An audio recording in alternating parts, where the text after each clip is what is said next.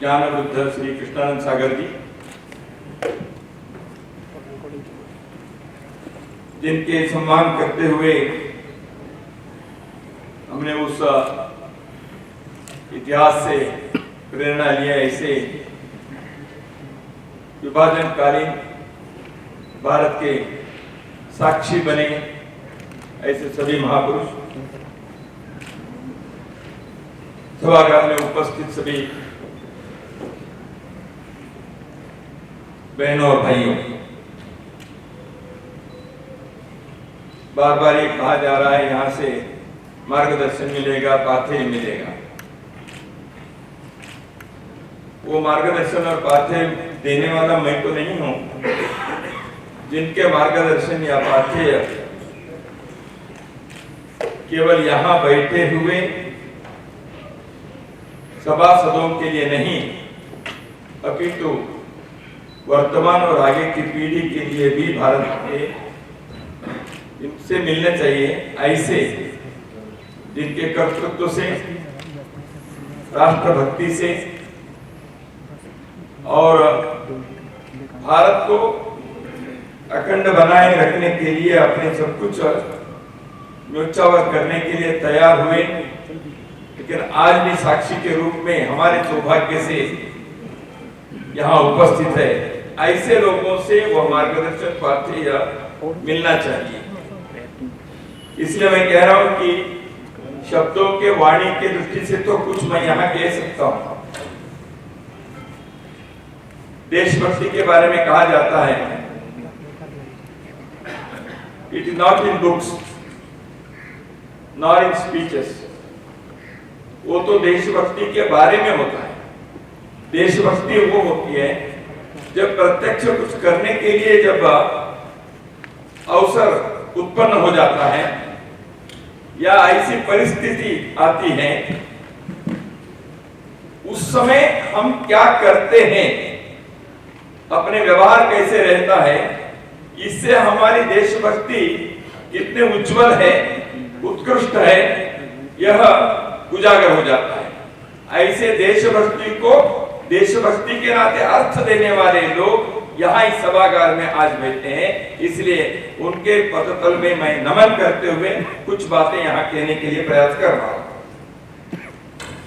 मित्रों, दुनिया के इतिहास में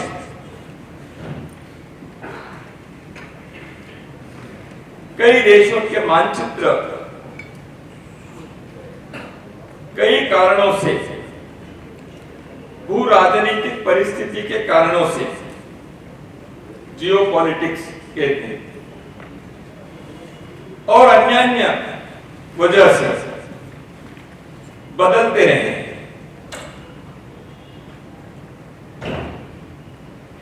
पिछले दिनों में भी कुछ देश किसी देश के साथ जुड़ गए, कुछ देश जो राष्ट्र बनने के प्रयत्न किया लेकिन नहीं हो पाया, ऐसे टूट गए, दोनों हो गए। 1989 में जब यहां भारत में अयोध्या में राम मंदिर के लिए शिलान्यास का कार्यक्रम हो रहा था, उन्हीं दिनों में आप लोगों को स्मरण जरूर होगा, सोवियत रूस टूट रहा था और जर्मनी, दो देश फिर से एक हो रहे थे।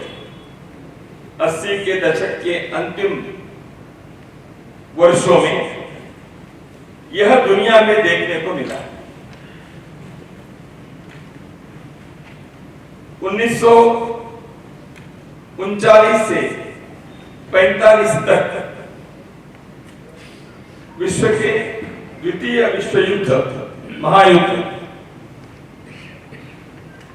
वह कालखंड था। उस विश्व युद्ध के परिणाम स्वरूप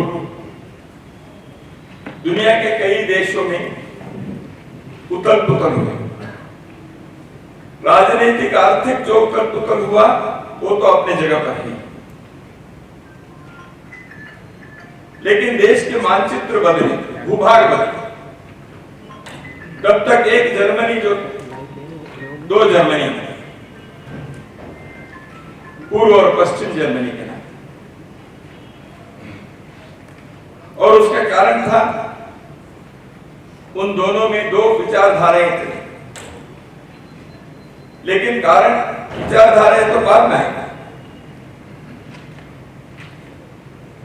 तथाकथित लोकतांत्रिक और तथाकथित कम्युनिस्ट जर्मनी हो गए, पूर्व और पश्चिम जर्मनी। लेकिन एक षड्यंत्र था, एक जर्मनी को बनाए रखना दुनिया के कई देशों के एजेंडा में नहीं था, उनको तोड़ना था। परंतु वह बहुत दिन नहीं चला। सोवियत रूस आसपास के जो रशिया आज है, उन्होंने 1920 से लेकर या थोड़ा उससे पहले से आसपास के भूभागों को अपने साथ जोड़ जोड़कर धमकी से, जुल्म से, अपने वर्चस्व से, प्रभाव से, धोखे से उछलाकर किसी न किसी प्रकार से एक यूएसएसआर की रचना की गई, यूनाइटेड सोवियत सोशलिस्ट रिपब्लिक। वह सोवियत रूस मिखाइल गोर्बाचेव के नेतृत्व के पश्चात जो ग्लासnost और पेरिस्ट्रोइका, ऐसे उन्होंने अपने राजनीतिक चिंतन और उसके कार्रवाई करने के प्रयत्न किए। रूस को बनाए रखना उनके लिए संभव नहीं था, अंदर से टूट रहा था। तो पहले बाल्कन कंट्रीज अलग हो गए, लात्विया, इस्टोनिया वगैरह। बाद में धीरे धीरे 89 में सारे सोवियत रूस टूट पड़ा। सोवियत रूस, यूएसएसआर इतिहास के पन्नों में चला गया। तो उस समय कुछ कार्यक्रम हमने बेंगलुरु में रखे। दुनिया के भविष्य ऐसे क्या होगा, क्यों ऐसे हो रहा है। उस कार्यक्रम में भारत के भूतपूर्व विदेश मंत्री, विदेश सचिव, फॉरेन सेक्रेटरी एपी वेंकटेश्वरन उस कार्यक्रम में सेमिनार में आए, गोष्ठी में आए। उस कार्यक्रम के सूचना देने के लिए, निमंत्रण देने के लिए माननीय शेषाद्री जी उस समय संघ के माननीय सरकारी विभाग थे।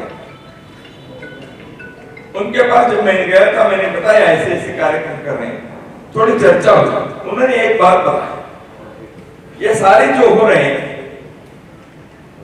यह हर एक देश में वहां के राष्ट्रीयता, द स्पिरिट ऑफ नेशनलिज्म, यह उभर कर आया। यही कारण है इस राष्ट्रीयता के अभिव्यक्ति के कारण टूटे हुए एक राष्ट्र के दो टुकड़े जुड़ रहे हैं। अनेकों राष्ट्रों को जोड़कर एक राज्य शक्ति बनाने के जो कुप्रयास हुआ, वह समाप्त होकर राष्ट्र अपने अपने पुनर्जन्म ले रहे हैं। एक जर्मनी में ऐसे हुआ, सोवियत रूस में ऐसे, और भारत में भी वही सांस्कृतिक राष्ट्रीयता यहां ऊपर उठकर आ रही है, क्योंकि अयोध्या में शिलान्यास का कार्यक्रम हो रहा था। मैंने इतिहास के इस पक्ष पर इसलिए गया क्योंकि राष्ट्रीयता, यह भू सांस्कृतिक राष्ट्रीयता के साथ जुड़ी हुई बात है, वही है, जुड़ी हुई नहीं, वही है। आज हम भारतवर्ष, हिंदुस्तान, किसी भी शब्द से कहें, वह इस सांस्कृतिक भारत के ही चित्र को सामने लाने वाला होना चाहिए। वह सांस्कृतिक भारत जो है, भू सांस्कृतिक राष्ट्रीयता के जो भारत है, वह माननीय आलोक जी ने जिस आशा और विश्वास को, जिस आकांक्षा और सपने को जो करोड़ों करोड़ों लोगों के दिल में है, हृदय में है, उसको यहाँ अपने शब्दों में उन्होंने कहा, वह हुए बिना वह भू सांस्कृतिक राष्ट्रीयता के अभिव्यक्ति भारत से पूर्ण रूप से नहीं होगी। तो इसलिए उन्होंने कहा अखंड भारत के विषय में यह राष्ट्रीयता उजागर होना, राष्ट्रीयता अभिव्यक्त होना, यह दुनिया में समय समय पर जब ऐसे अवस्था, ऐसे परिस्थिति, ऐसे अवसर मिलता है, तब होते हुए अनुभव में आता है। इसलिए मैं इतिहास के उस समय का थोड़ा सा याद दिलाया। 1945 तक विश्व के द्वितीय युद्ध लगभग समाप्त हो गया, लेकिन 1945 से आने वाले 5-6 वर्ष भारत के लिए एक महायुद्ध की परिस्थिति आ गई। यह माननीय कृष्णानंद सागर जी ने हमारे सम्मुख जो रखा आपने, क्योंकि 16 अगस्त 1946 को डायरेक्ट एक्शन की बात जुलाई में घोषित हो गई, और जिस प्रकार ये डायरेक्ट एक्शन के जो स्वरूप सामने आया, ये इतिहास साक्षी है। मानवता कितने नीचे चली जा सकती है और मानव कितने अत्यंत क्रूर बन सकते हैं, इसके एक मिसाल उस डायरेक्ट एक्शन में सामने निकल कर आया जो इतिहास में। तो इसलिए ये जो जिहादी मानसिकता के जो कार्रवाई हैं, हथकंडे हैं, इतिहास में ऐसे रक्तपात के कारण बने हैं, वह मानसिकता आज भी समाप्त नहीं हुई है। विश्व के अनेकों भागों में यह मानवता के दुर्भाग्य है। आज भी एक कट्टरपंथी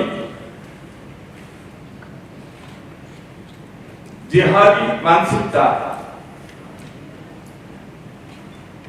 हिंसात्मक रूप लेकर पाशवी कृत्य करने के लिए हर प्रकार के प्रयास करने की तैयारी कर बैठे। दुनिया चिंतित है। तो इसलिए रास्ता क्या होना चाहिए, यह विचार करना। तो इसलिए आज ऐसे परिस्थिति दुनिया में अनुभव में आने के कारण इतिहास से हमें क्या पाठ मिलता है, यह समझना आवश्यक है। आगे के मार्ग को यदि हमें विचार करना है, पीछे क्या हुआ इसके बारे में समझना आवश्यक है। इसलिए कृष्णानंद सागर जी ने 4 खंडों में विभाजनकालीन भारत के साक्षी इस शीर्षक से इतिहास के उन अनसुने अनकही बातों को फिर से एक बार ग्रंथ रूप में लाकर भारत के वर्तमान और आगे के पीढ़ियों के लिए अत्यंत श्रेष्ठ एक योगदान आपने इस क्षेत्र में शोध करते हुए अपने परिश्रम से किया है। इसलिए सारे समाज की ओर से माननीय कृष्णानंद सागर जी के प्रति मैं कृतज्ञता व्यक्त करता हूं। इन्होंने इतने लोगों से मिलकर इतिहास के उन भागों को जो अंधकार में रहे हैं या इधर उधर थोड़े छुपे होंगे, उन चीजों को लाएं। ये सब इतिहास के बारे में, लेकिन एविडेंस कहां है? लेकिन इतिहास के विद्यार्थियों को, इतिहास के प्राध्यापकों को मालूम है, ओरल हिस्ट्री करके भी एक बात होती है। प्रत्यक्ष देखे हुए, अनुभव किए हुए बातों को जब व्यक्ति कहता है, उसको जब हम डॉक्यूमेंट करते हैं, उस ओरल हिस्ट्री को इतिहास के अध्ययन में अत्यंत महत्व का स्थान है, उसको माना जाता है। इसलिए इतिहास है, एक अपोल कल्पित कहानी नहीं है। This is not the imagination of some fantasy, this is not the fiction of some literary student. घटित चित्रों को अपने स्मरण से बताकर देशभक्ति के उस कार्य को जिन्होंने किया, नेकी कर दरिया में डाल, ऐसे सोचने वाले लोग ही ये कार्य किए थे। लेकिन कृष्णानंद सागर जी जैसे एक शोधकर्ता, राष्ट्र प्रेमी लेखक इस विषय के लिए जब निकले, लोगों ने ये कहा इसलिए अपने आत्म प्रशंसा के लिए नहीं, हमारी वीरता को दर्ज करना चाहिए, इस कारण से नहीं, इसलिए कोई पदवी, पुरस्कार, प्रशस्ति मिलेगी ऐसी आकांक्षा से नहीं, लेकिन भारत के आने वाली पीढ़ियां समझने चाहिए उस समय एक परीक्षा का काल, देश के संकट के चुनौती का वह पर्व, उस समय उन लोगों ने क्या किया, क्या करने का प्रयास किया, उनके अंदर के देशभक्ति के, राष्ट्रभक्ति के वह उज्जवल स्वरूप कैसे था। हमने अपने समय पर अपने को जो ठीक लगा, सूझा, हम कर सकते थे, क्षमता थी, उस समय हमने ये किया और आगे के लिए हमने मशाल आपके हाथों में थमा दिया, इसलिए आप आगे लेके जाओ। ऐसे एक संदेश देने के लिए इस पुस्तक की आवश्यकता थी, वो कार्य हुआ।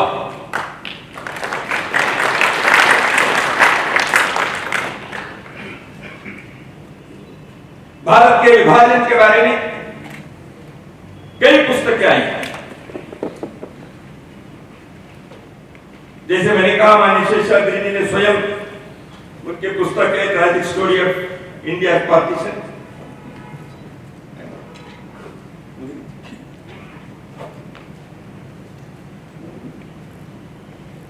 देश और बटा, ऐसे हिंदी में है,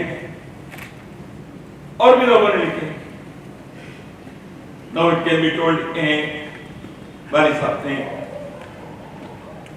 गिल्टी मैन ऑफ पार्टीशन कब तो है भारत के समाजवादी नेता डॉक्टर राम मनोहर लोहिया, उन्होंने लिखे कैसे देश के विभाजन की मानसिकता कैसे बनी, इसके पूर्व पक्ष को रखने का प्रयत्न कुलपति मुंशी जी ने किया।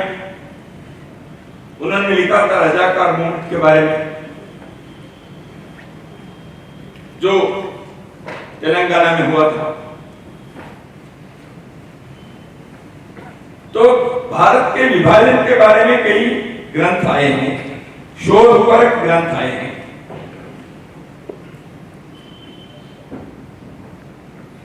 परंतु जैसे कृष्णानंद जी ने अपने वक्तव्य में यहां बताए और इस ग्रंथ के भूमिका में आपने लिखा है, ऐसे प्रत्यक्षदर्शी साक्षी जिन्होंने उस समय के उन दिनों को न केवल देखा, हिंदू समाज के बंधुओं को, भगिनियों को बचाने के लिए जो कार्य किया, या देश के नेता के ऊपर होने वाले आक्रमण के बारे में पूर्व सूचना मिली तो उसके बारे में बताया। हम जानते हैं कि सितंबर में देश विभाजन हुआ,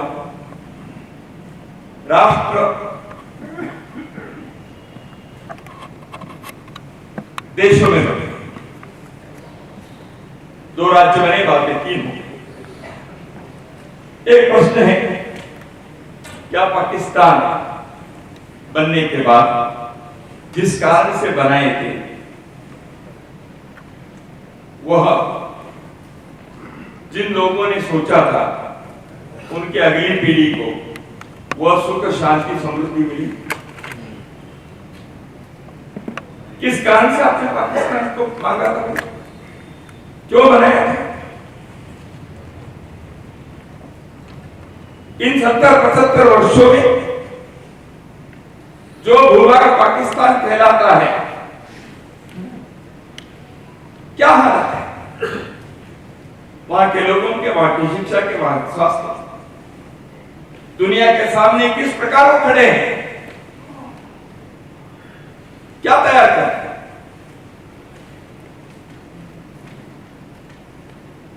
दुनिया में आतंकवादी लोगों को तैयार करने के फैक्ट्री खोलकर बैठे हैं। मजहबी हिंसा को प्रोत्साहन देने के लिए आए दिन भारत में किसी न किसी प्रकार के कुतंत्र और षड्यंत्र करने के लिए आपने अपने राष्ट्र के एजेंडा बना रखा है। क्या किया, क्या मिला?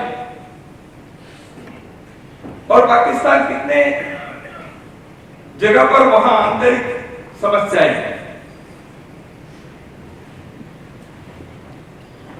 कुछ समय पहले इंडिया पॉलिसी फाउंडेशन से एक मैगजीन उन्होंने निकाला, पाकिस्तान वॉच। पाकिस्तान के बारे में मॉनिटरिंग करेंगे तो कॉन्स्टिट्यूशन क्लब में कार्यक्रम था। मैंने कहा 2 दिन ये चलेगा नहीं पत्रिका, आप पत्रिका चलाने के सामर्थ्य नहीं रखते, क्षमता नहीं रखते, ऐसे नहीं है। पाकिस्तान वॉच करने के लिए पाकिस्तान रहेगा तभी तो वॉच करेंगे।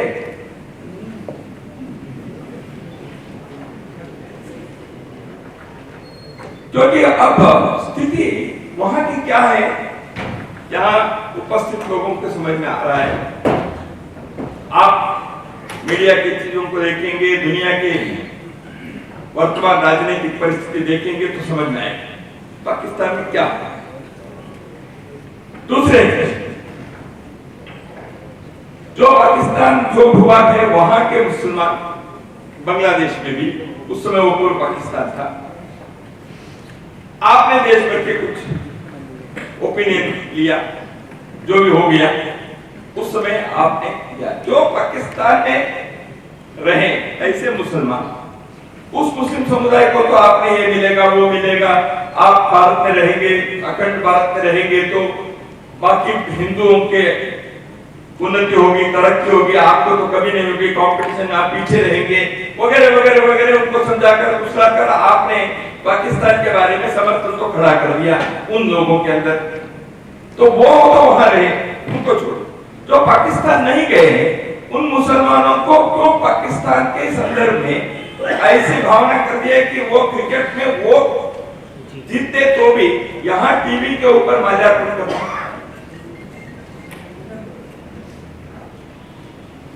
शेष भारत में बच्चे मुस्लिम समुदाय में पाकिस्तान परस्त मानसिकता को बनाने के कारण क्यों हुआ?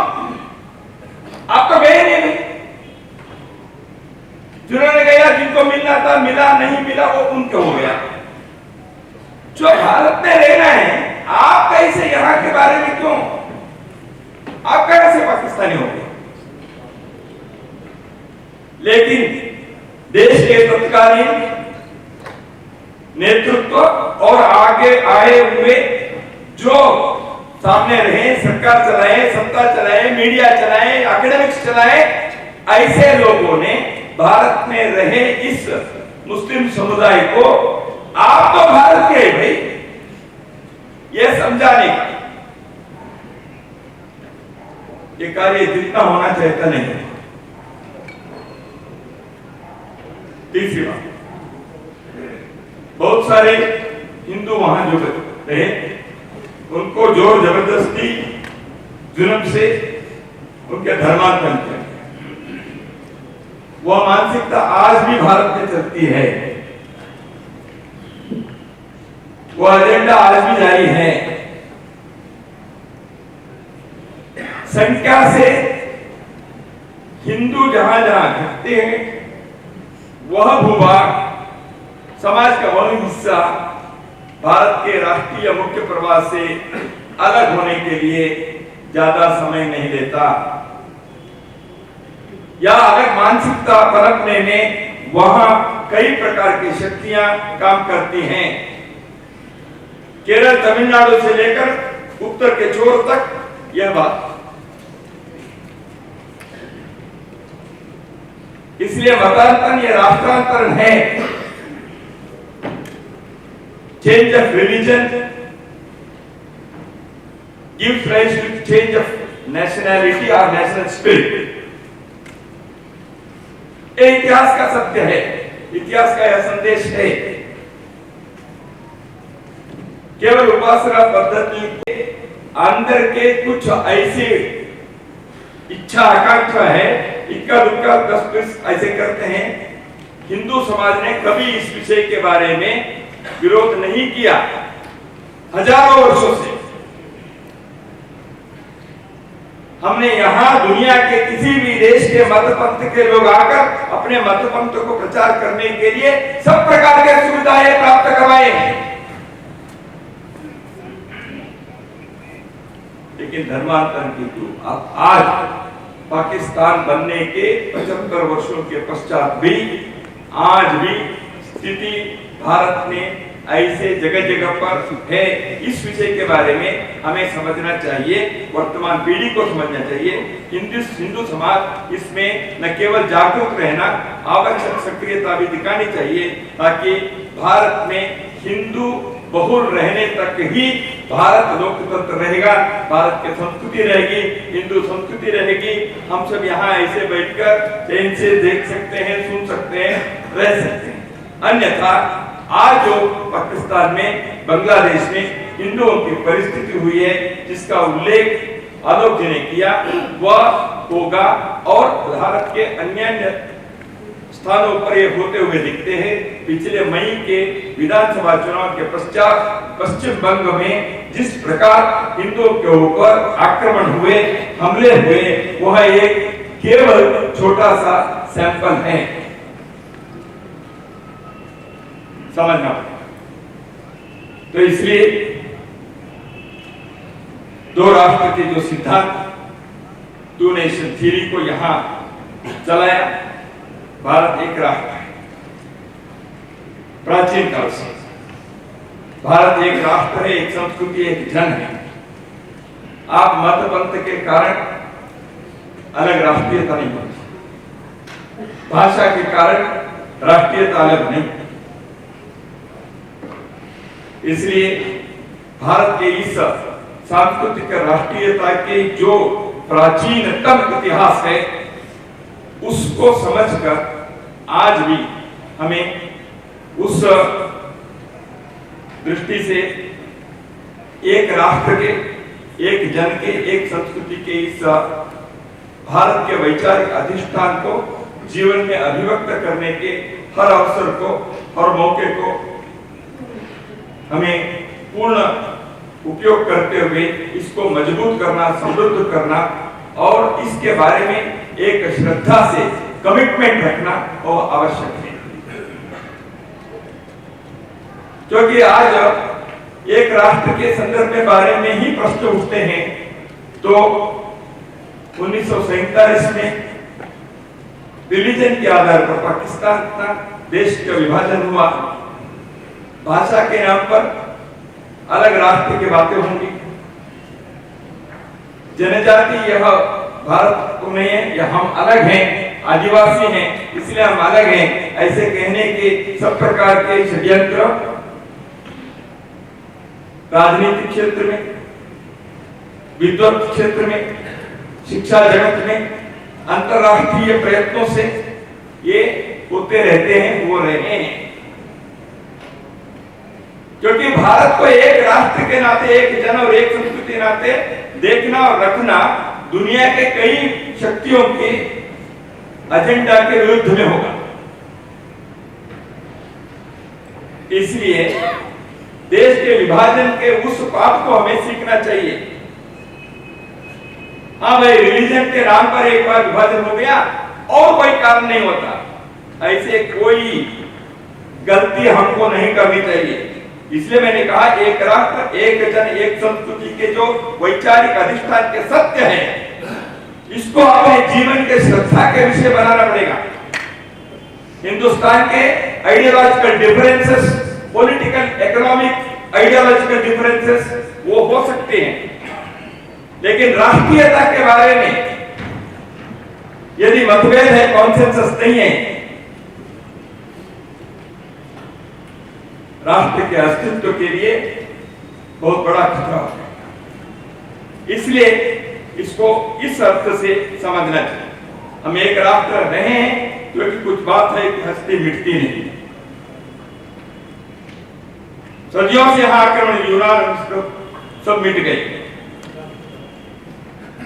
हम क्यों?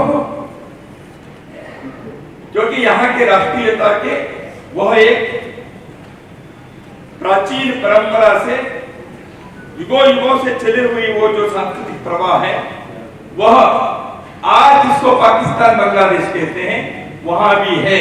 वहां शक्तिपीठ है, वहां हिंगलाज है, वहां अकुर है, वहां नानका साहिब है, वहां ढाका देवी मंदिर है। इसलिए मन में अखंड भारत के उस विचार को हम संजोएंगे और पृथ्वी में धरती पर आने में कुछ समय लग सकता है। इसलिए दुनिया के मानचित्र हमेशा उसी प्रकार नहीं रहता। प्रारंभ में मैंने कहा 2 जर्मनी एक हो सकते हैं, 2 कोरिया एक हो सकते हैं, कुछ लोग प्रयत्न कर रहे हैं, 2 वियतनाम एक हो गए, नॉर्थ एंड साउथ। तो इसलिए आज जो है वही सार्वकालिक सत्य नहीं।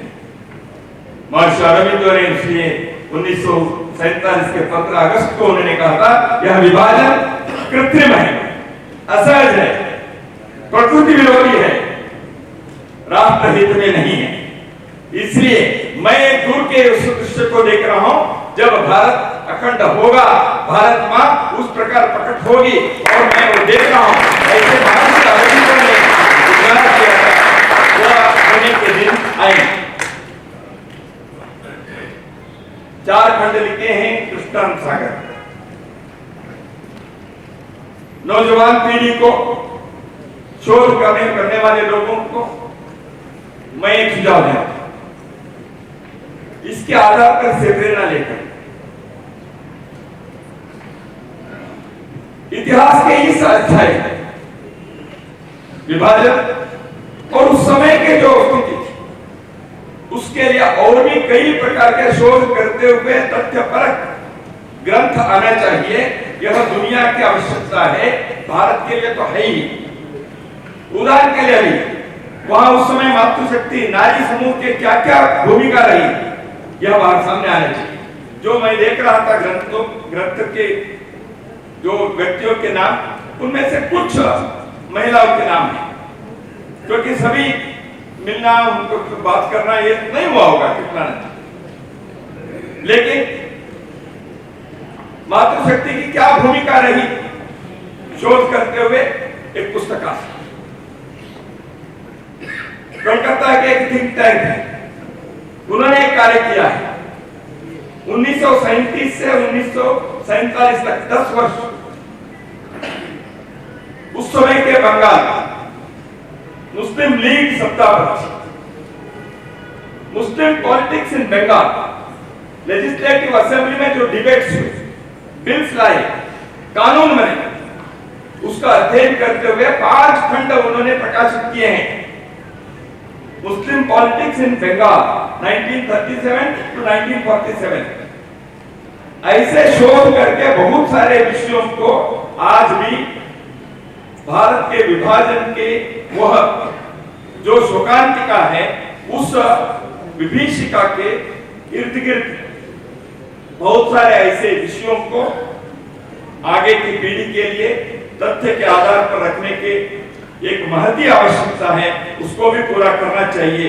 ऐसे कुछ नई पीढ़ी के लोग यह शोध कार्य लें। कृष्णानंद जी ने जो कार्य प्रारंभ किया है अपने वो करें। वैसे तो ज्योति जला निज प्राण की, ऐसे एक पुस्तक पहले माणिकचंद्र वाजपेयी और श्रीधर पराडकर जी उन्होंने इसी विषय पर लिखी। उससे और बढ़कर कुछ ग्रंथ आ गए, आगे भी और। लेकिन ये सब जैसे मैंने कहा, राष्ट्र की अस्मिता, राष्ट्र की अस्तित्व, राष्ट्र की एकता और एकात्मता, इसको मजबूत करने के लिए यह एक महत् कार्य होना चाहिए। और महर्षि अरविंद को सपने को साकार होते हुए देखने के लिए हम सभी रहेंगे, ऐसे मैं विश्वास व्यक्त करते हुए मेरे वाणी को विराम देता हूं। नमस्कार।